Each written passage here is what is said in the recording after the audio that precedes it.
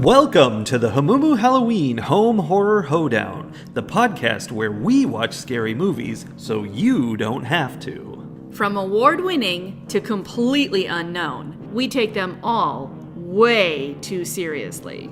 I'm your host, Mike Hummel. And I'm your host, Solange Hummel.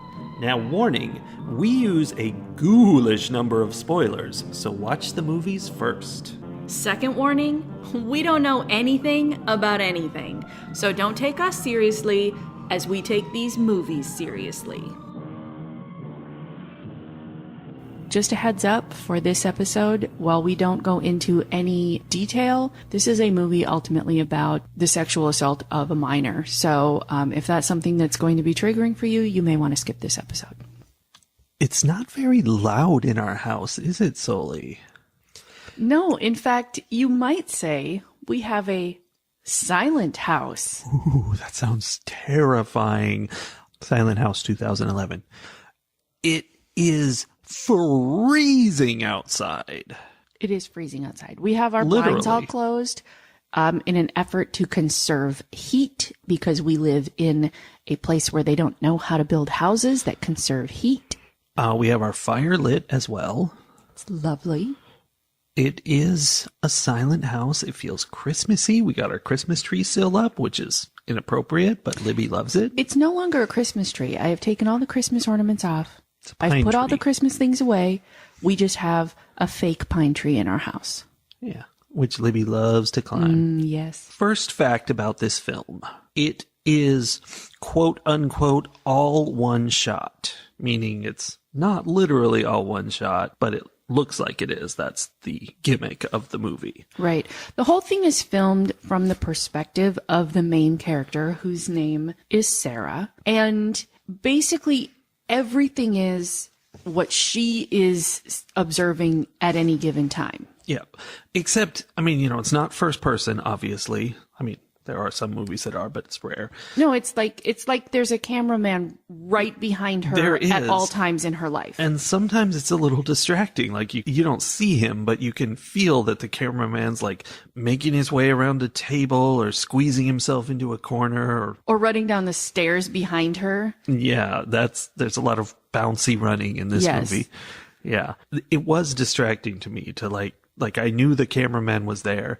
And there was even one part where she was walking towards the camera and like looking around the room scared of what might be there. And it totally got me thinking about the art of acting and the fact that they're not allowed to look in the camera and like how weird that is to like, there's a guy standing in front of you with this huge metal thing pointed at you and you're just like looking around it, pretending it's not there. And that's weird. I'm not sure that I would be able to do it. If my Zoom call behavior indicates anything, it's that I would not be able to do that. That's what acting is. Apparently so. No, I think the fact that that the whole thing is told from this like outside of her head, third person, but definitely limited perspective is core to the storytelling. It is, we find out by the end. The whole thing is the exploration of her realizing that what she has in her head and what she is observing and what she thinks she knows is not accurate and kind of coming to a realization of what she used to know and has blocked out. This movie was losing me at first because of that real-time nature of it. The fact that it was all one shot means it's all real time. Mm-hmm. And there's problems with that. Like the most notable one for me was when she gets out of the house, because part of the plot here is that she's trapped in the house, but pretty early on she gets out of the house and goes running, and she basically runs a lap around their yard. And we're just sitting there watching her do this run. And it was like, first of all, it was boring because it was a very long time of just somebody running and nothing else. And second of all, it was distracting because I'm like, a normal movie would have cut away right at the beginning of this and then cut to her, panting at the end of it going, oh, just made it. And it was just weird that we had to sit and watch that. It was. And there are lots of times in the movie where the action walks out of the room and you're just sitting there with her doing nothing for a little while. Corner. And I think they, in the storytelling, they did a good job of having her experiencing things, learning things, whatever, at a fairly good clip. But there were definitely several times after she's had a conversation with either her dad or her Uncle Peter or whoever, and then, like, literally you watch the action walk out of the room and you're just like, can I go with him? Yeah. Like, I want to know what he's doing. She's boring right now. And in a normal movie, that's what would have happened. That reminds me of the movie Cadaver, where they were going through like a hotel that was like one giant play and you could follow whoever you wanted and whatever interested you the most. But we couldn't do that. No, we were stuck following her. We were trapped with her while she sat and sorted through the trash in her childhood bedroom. Yes. Well, for a while she refused to sort through the trash, but eventually she sorted through the trash. There were parts of that scene that gave me that feeling that I get when we're watching a movie where there's no script and everyone's just supposed to be ad-libbing. Yeah. Where I'm just like, this argument about whether or not she's doing the work that you're asking her to do is going on way too long. Like, why are we still going back and forth about this? And then the opposite of that happened, where she's in there, she's cleaning up the garbage for about 30 seconds, and then she's like, "Hey, Dad, what are you doing?" And he's like, whatever, he's moving something around. Maybe because she heard a noise, I'm not sure. And he yells back, "What are you doing?" And she's like, "Cleaning this up." Like, he's like, "That's what I like to hear." It's been 10 seconds. Yeah. Yeah. And that was part of the, the real-time nature of it. Like, they wanted to keep it moving. It would have been boring to sit and watch her do the cleaning for a while, but it's also ridiculous for her for them to have this conversation 10 seconds after she starts. On the other hand, that was one of the most important scenes of the movie in terms of understanding. Like, that scene clicks in with something that happens much later that made me put together what was going on. Oh, really? Because in that cleaning scene, I mean, they put it in there for a reason, because you see her put very specific items. And in this house that is filled with junk, all of it looking very old and dark and like nondescript for the most part. In this particular scene, she's in the bedroom that she shared with her cousins, I guess, when they were little. And you watch her like pick a thing up and put it in the trash bag, and pick a thing up and put it in the trash bag. And the three things that she picks up. Okay, I only remember one. No, there were three things. There's a yellow boa, there's a pink tutu, and there's a red metal box. Okay. I know what all of those are. The only things that have any color in the entire movie, basically. Yeah. And she puts them in these boxes. And I'm sitting there going like, really? These are the things we're throwing away? There's no other like trash things that you could be throwing away in this room?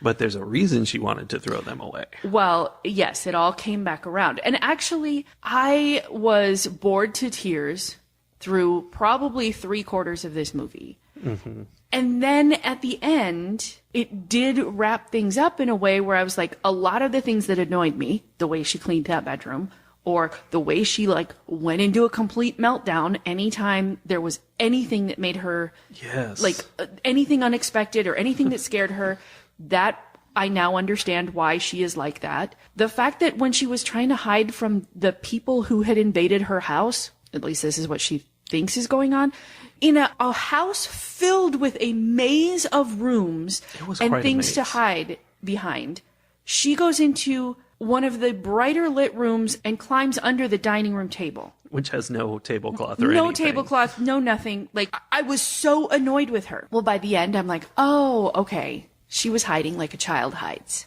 Yes. I had that same feeling as you, like, where this was like, I kept thinking, is this going to be the open house? Is this just people coming in here and murdering them, and that's that? And then finally, in the last quarter of the movie, they revealed what's really going on, and it was a great treat. That the best thing about it was there's stuff at the very beginning of this movie that feels off. I wrote down, the vibe is off. And I'm like, is this just really, bad writing, bad characterization, but no, it's all a part of it, and it makes sense in the end. And there's just enough of a misdirect, but when you look back, you're like, okay. It still makes sense the way they did it. It just, I jumped to a conclusion that was not the correct conclusion. Like the very first time she had an interaction with her uncle, I was like, ooh, no, dude. Yep. Creepy dude. This guy is the bad guy. It was 100% immediately obvious. Their interaction. It is clear that he has done naughty things. And part of that was like, he gave off a sense of guilt. And part of it was that she gave off a sense of not trusting him. And like, there was a lot of that going on. And at the end, well, he didn't protect her. So those things were true. They just weren't true in the way that I thought they were. Yeah, I mean, he was definitely bad. He was complicit more than just not protecting her. Like, he was Are you problematic. sure? Because I feel like at the end, the vibe that I got was that it really for him was just like he 100% knew what was going on and did nothing about it. He did. And that was what she was holding him accountable for. And that was what he was apologizing for. But when we saw things happening in the past, we'd see two sets of legs. So he was right there. It's not just that he knew what was going on. It's that he was directly involved. I mean, I don't know that he, quote, did anything, but he was standing right there, which is not appropriate. Okay. So the flashback parts where she actually is starting to like have the memories of what was going on and realizing that the things that she's been seeing happening in the house aren't really happening. And like all of that was so chaotic that I kind of lost the thread of what was going on. Also, it was very chaotic. And I had stopped paying attention because I was so bored. Yes. And I had to kind of like pick back up and be like, oh, okay, wait, what did we learn? What did we see? What was that? But the real problem was that her dad was the actual problem from her childhood. And I thought they did a really good job of setting that up because when you look back at the beginning, they are having interactions. Like they're talking to each other. You definitely don't get the vibe that like she hates him or anything. Yeah. But they're not super close. I don't know. There's just a lot of things. And of course, in movies, when adult women call their father daddy, that is never a good sign. When she was doing that throughout the movie, I was always like, ew, I don't like that. But I didn't think there was a problem necessarily. Right. Because it's not a problem all the time. Yeah, I mean, in real life. It's not actually a problem. It's just kind of, yeah. But it is one of those like markers that we use in movies, like how there's only one reason that women in movies throw up. Yes. So by the end, we realize, here's the spoiler part of this movie. I mean, spoilers.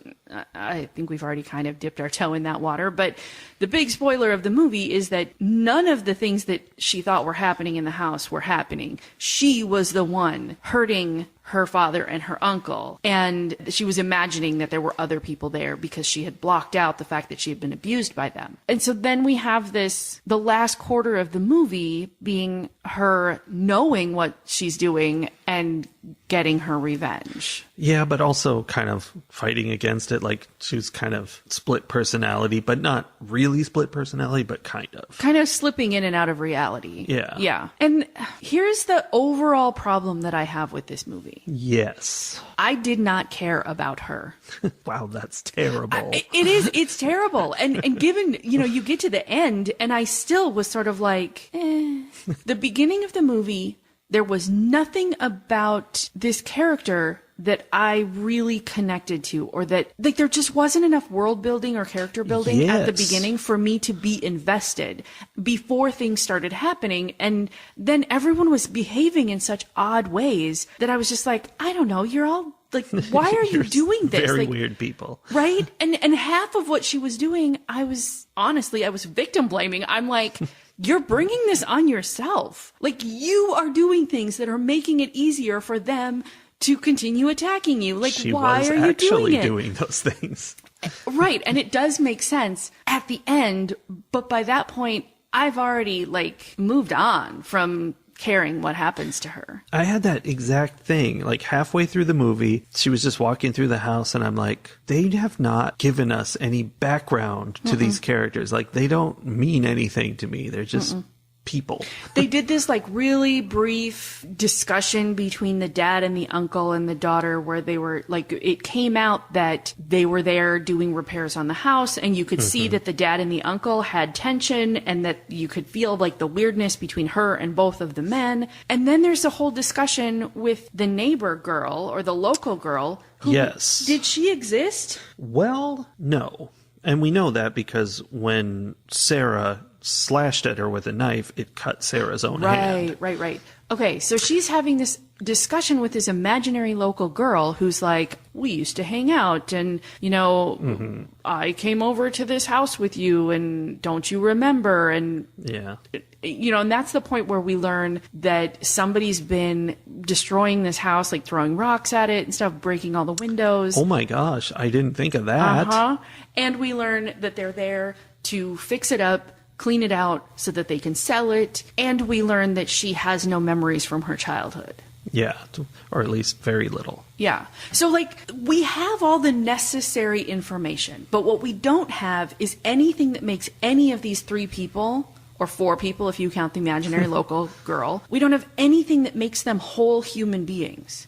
Yeah, it definitely felt like that they were just not explained in any way, which I don't know what they would do other than just maybe have them drive up there and chatting in the car and we get a feel for what they're like.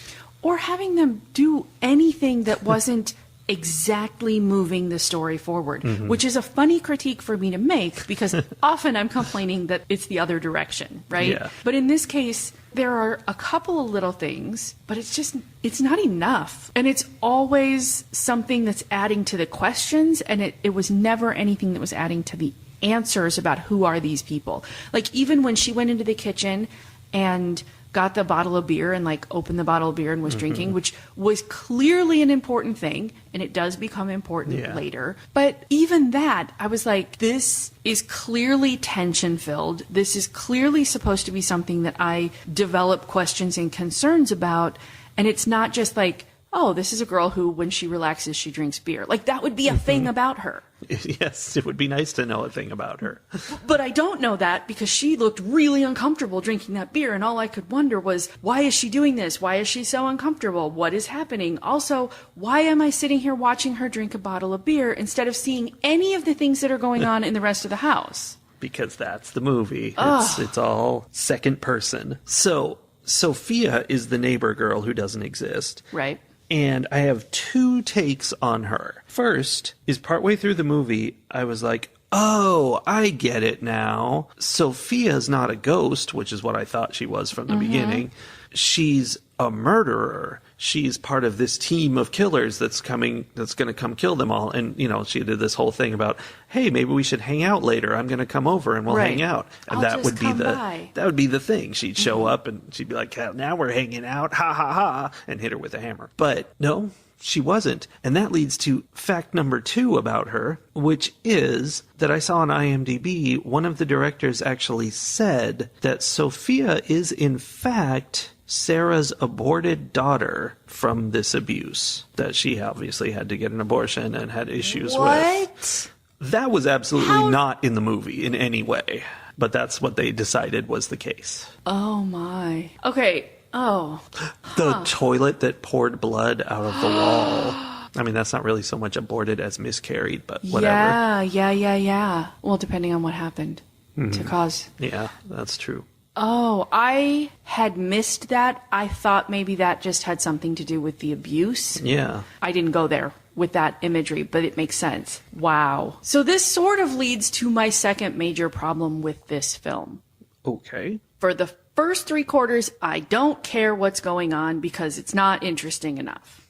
For the last quarter of the film, I'm just angry because now it's just another movie where a woman or a little girl is gratuitously abused for the purposes of creating an entertaining story.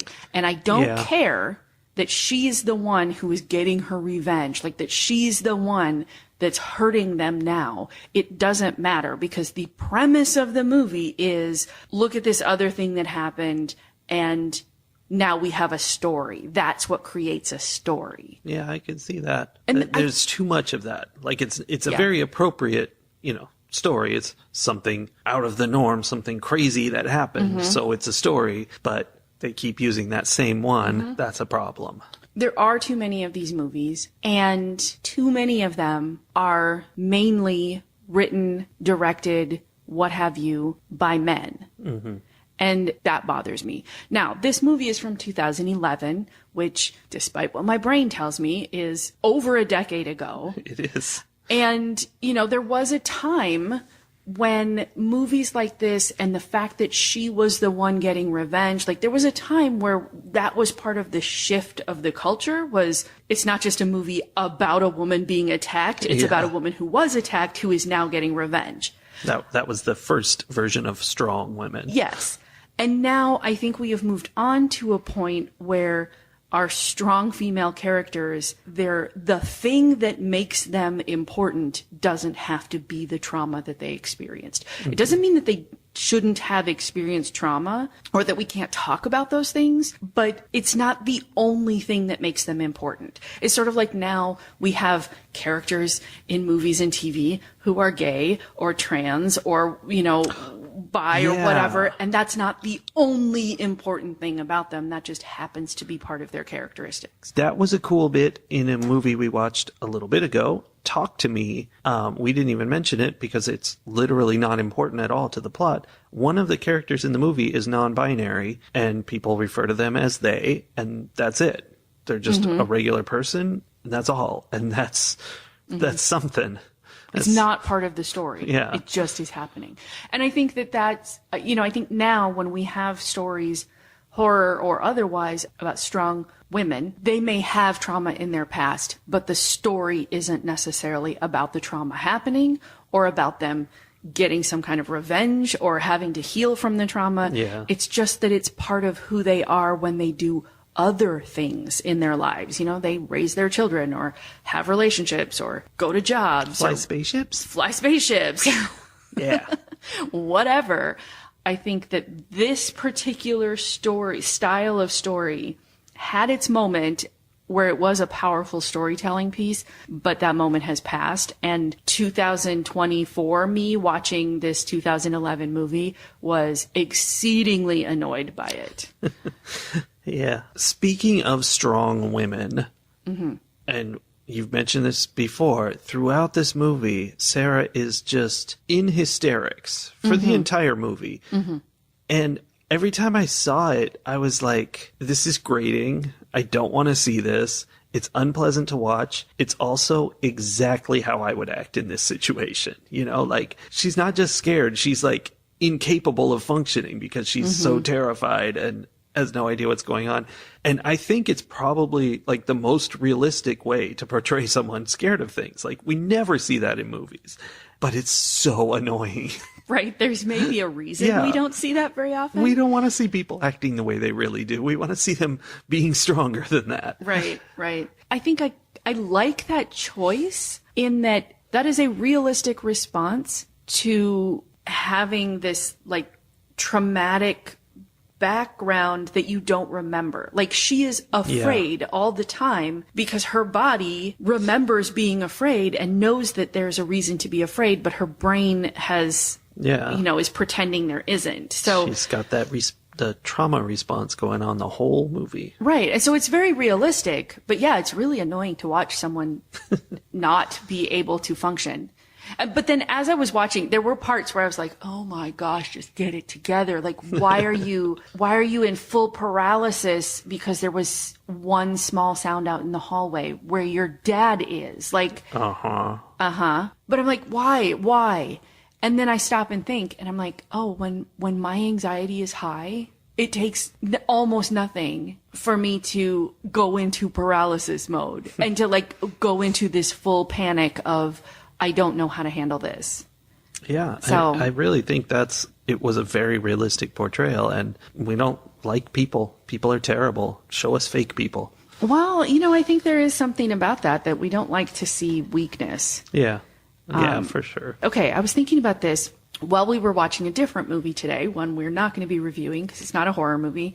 We watched Lift, which was funny. And like, if you like ridiculous heist movies, go for it. Like, it's funny. You're reviewing it. Yeah, they're fun. Whatever. Watch it. I want to say that because I am also going to say I really didn't like that movie. Mostly because it made me think so deep. Like, it was so obvious that this was the fantasy of a very specific type of person, type of male person who had this fantasy about being the strongest and the person that everyone looked up to and the person who had all the answers no matter what the question was, and who everyone was willing to just like give up their whole lives and everything that was important to them in order to follow you into battle, sort of thing. And I'm like, this is the fantasy of a very specific kind of person, and that person is not me. Which is fine. Like, great. All that means is that movie was not made for me. Fine. But it also made me think about this movie and how often in horror movies there is also that level of awareness of like, oh, this movie is kind of a fantasy, not the positive, not a good fantasy, but like a dark fantasy or a like someone's getting hurt fantasy. And if you aren't paying attention to whose fantasy it is, you don't understand what the movie is saying. Whose fantasy is it? This one in particular? I feel like this one was supposed to be written as a fantasy for women who had experienced abuse, right? Like, it's supposed to be that like revenge fantasy. The problem is, I don't think control of all of the decisions was in the hands of someone who understood that fantasy. And that's sort of what I'm talking about. Like, sometimes it's, do you understand who the fantasy is aimed at? And other times it's, does the person who wrote the story, the fantasy, understand who the fantasy is aimed at? Because if those two things don't line up, it comes across as disingenuous. Yeah, there's something about the fact that she didn't even know she was doing this. Like, she had lost her mind and basically killed she only killed her dad, I believe. She killed him. In the end, she ends up killing him in a lucid way. She's like, he turns on a dime and goes nuts. And she quite reasonably kills him, which I think is a Hollywood thing where they're like, well, we got to make it very clear that this is okay. Right. It would have been a grayer area if she had, if he had not had the opportunity to very conclusively prove to the audience he is still intent on abusing her. He's truly awful. Yeah.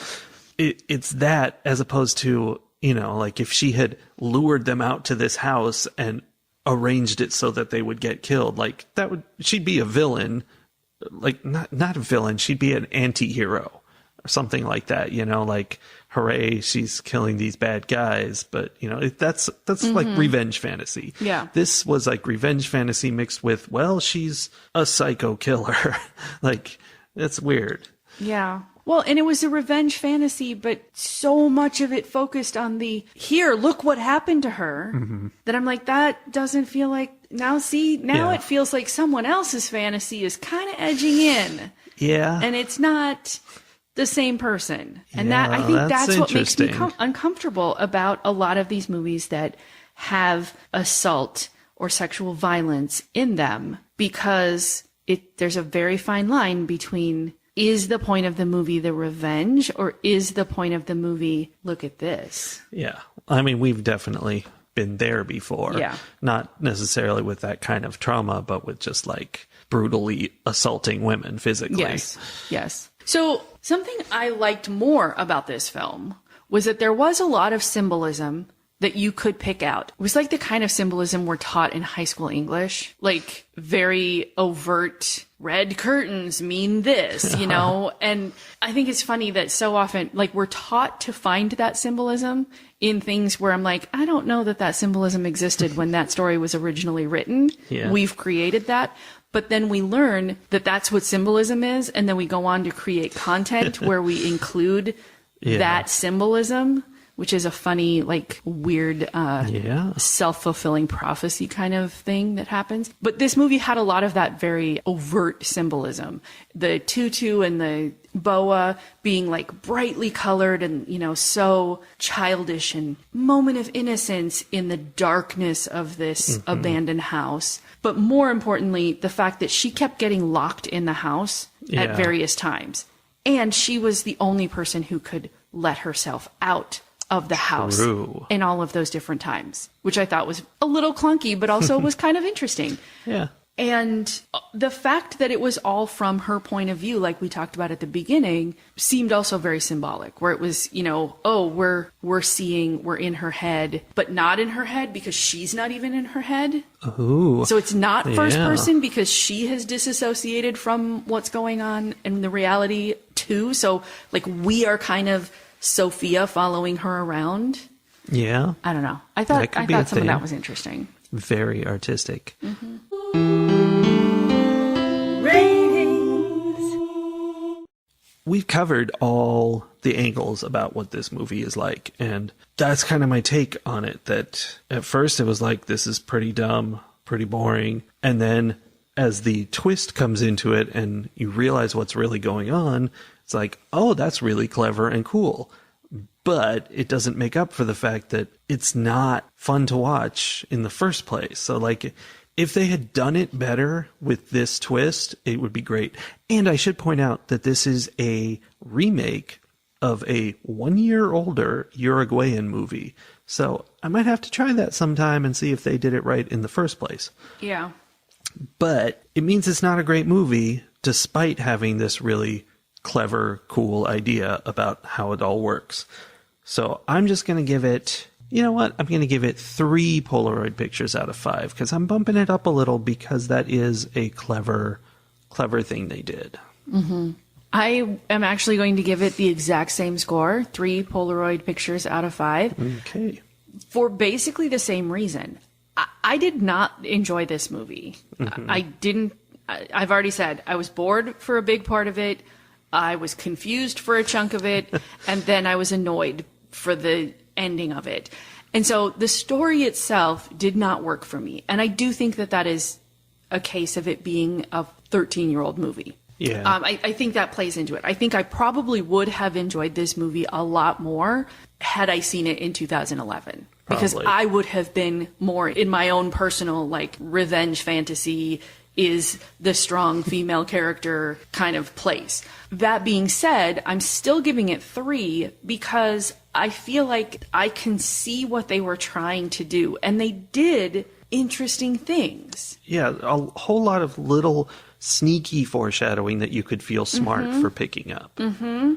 And I mean, I feel like this is a very accessible horror film. You know, and I say that like, I feel like it's going to sound arrogant when I say accessible, meaning like the symbolism is pretty obvious. The foreshadowing is pretty obvious, but that makes it accessible to me too. Like that's what I mean by that is like, like you said, I could watch it and I could see the things. I noticed them myself and I could feel smart watching it because I was like, oh, I noticed that. Like, I understand what this scene where there's a little girl whose face we can't see in a pink tutu and a yellow boa. I'm like, oh, I know who that is because I was paying attention. And like at the beginning of the movie when Uncle Pete was creepy, like some movies, the characters are just like that. And you're grossed out, but they didn't even intend that. Right. And so that's kind of what you think at first, but it's in there and it kind of connects. Yeah. There was a lot of that. I think there was discussion about the rot all through the house. Yeah, there was. Which I forgot about that. Is really very strong, heavy-handed symbolism, but it was done in a way that didn't feel super overly heavy-handed. I mean, if you are someone who, you know, is way smarter than I am, you might have felt like this movie was over the top with that. But I liked it. I liked the one-shot effort because it was part of the story. It wasn't just like a weird gimmicky thing. It had a reason. There were just a lot of things that I liked about it. It still didn't work for me, but I liked it. I feel the same. Like, it should have been good. Yeah. One thing that I didn't mention earlier that really didn't work for me was that for a significant chunk of she's having panic attacks about all the sounds that are happening all around her section of the movie, it was a lot of heavy, like Blair Witch style breathing and up close face things and running around inside the house. And I was like, yeah, no, the panting in my ear worked to make me anxious when Blair Witch came out, but that's been done enough that I don't have the same like mirror neuron response. It's just because you didn't like her. That is possibly also it. I was just like, sit down and take a breath, girl. Yeah, so it didn't work overall, but I can appreciate what they were trying to do, and I give it leeway for the fact that I'm probably judging it based by standards that are 13 years past what it should be judged by. That is appropriate. That's what we're doing. Yeah. Fight the horror of a world gone mad. For my hot semi-political tip this week, the fact that we record these several weeks in advance is going to be a little bit of an issue, but not really. Very recently, there was Human Trafficking Awareness Day, and I think it's appropriate because that's not something we should just be aware of on a single day or care about on a single day. So because of how annoyed I am by the premise of this movie, and because unfortunately those sorts of traumas are things that are experienced by way too many people way too often, I will use this opportunity just to point out that violence against women, violence against girls, violence against anyone who is vulnerable is a thing that happens regularly, and we should all be on the lookout for it. We should not ever be Uncle Peter, who just lets things happen and doesn't say anything. And these are things, we should be aware of. So, I don't know, take a moment to Google human trafficking signs and what you can do if you think there might be something going on. In fact, here in Texas, the Texas Department of Transportation has an education program called On the Road to End Human Trafficking, where they give information about how you can identify human trafficking situations, how you can report if you think something is happening. There are hotline numbers. There's all kinds of information. So if you Google On the Road to End Human Trafficking, you will find their page that has lots of information to keep yourself, your loved ones, and other human beings safe. Yeah, because other human beings matter too. What? They do. So that's that. Okay, well, I'm going to go run a lap around the yard, and we will be back next week with an exciting new film that's in multiple takes. Sounds good. I can't wait. Me neither. Bye. Bye.